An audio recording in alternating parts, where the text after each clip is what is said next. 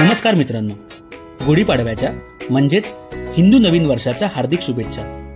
चैत्र शुद्ध प्रतिपदा हा दिवस शुभ दिवस म्हणून मानला जातो। अशी मान्यता आहे की आजच्याच दिवशी ब्रह्मदेवाने सृष्टीचे निर्माण करण्याची सुरुवात केली आणि आजच्याच दिवशी प्रभू श्रीरामाचा वनवास सुद्धा संपला आणि हा आनंदोत्सव साजरा करण्यासाठी प्रतिकात्मक ध्वज म्हणून गुढी उभारण्याची प्रथा घरोघरी सुरू झाली। ही गुढी स्नेह, मांगल्य आणि आनंदाचे प्रतीक मानली जाते।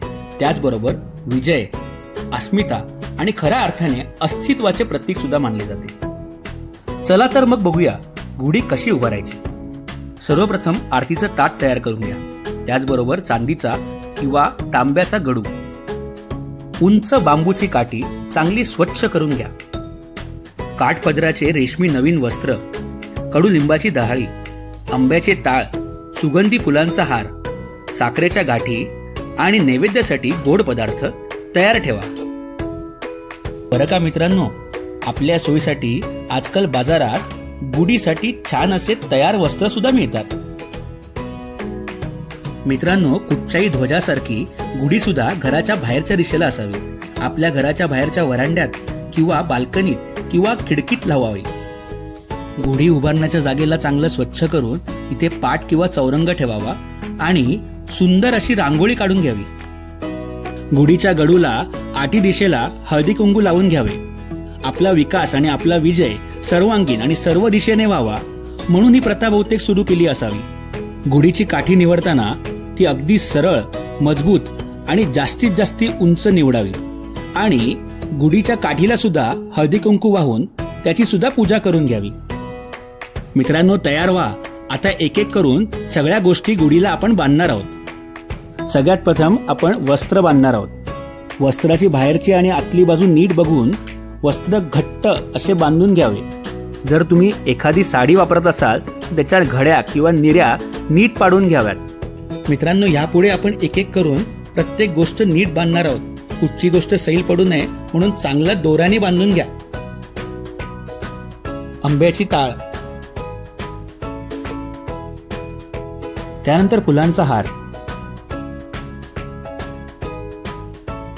त्यानंतर सुगंधित फुलांची माळ। आम्ही इथे मोगऱ्याची फुलं वापरली आहेत, तुम्हाला आवडणारी फुलं वापरू शकतात। चाफ्याची फुलं किंवा गुलाबाची फुलं अतिशय सुंदर दिसतील।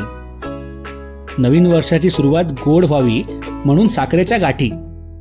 मित्रांनो, आयुष्य म्हटलं की तिथे गोड आणि कडू अशा दोन्ही अनुभव आपल्याला मिळत असतात। म्हणूनच गुढीला सुद्धा आपण कडुलिंबाची डहाळी बांधतो आणि आयुर्वेदात सुद्धा कडुलिंबाचे फार महत्व आहे। शरीराची उष्णता कमी करण्यासाठी कडुलिंबाचा वापर केला जातो। सगळ्या गोष्टी गुढीला नीट बांधल्यात याची खात्री करून घ्या आणि वर गडू नीट दाबून ठेवा।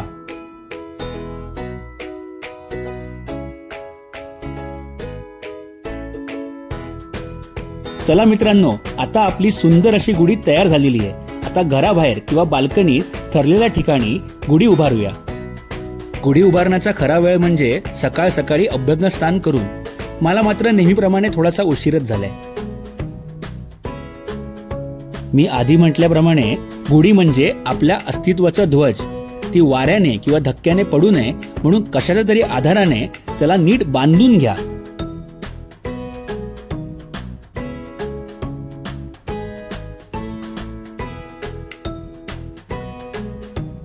गुढी उभारून झाल्यानंतर आता वेळ आली आहे गुढीची पूजा करण्याची। त्याला हळदी कुंकू वाहा, फुलं वाहा आणि त्यानंतर शास्त्राप्रमाणे गुढीची आरती करा।